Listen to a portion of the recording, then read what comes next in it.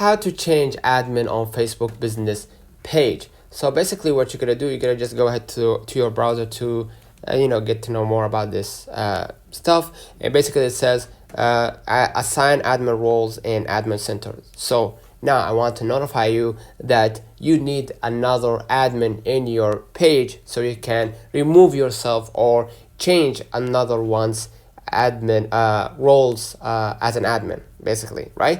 So now if you have more than one admin and you want to change their roles, and you can just go ahead, click people in the left menu of admin center, and then click admin roles in the left menu, and then click new admin in the top right. Use the search bar to find the account that you are looking for if you want to assign someone in admin admin center. But if you want to change their role, click on the people in the left menu of admin center, click admin roles in the left menu, and then click change role to the right of the person's name. Then either change the admin roles, scroll to the bottom of the list to click the checkbox to confirm that you understand that all admins must be 18 years of old, 18 years of age or older, depending on the age of legal majority where they reside to access admin center.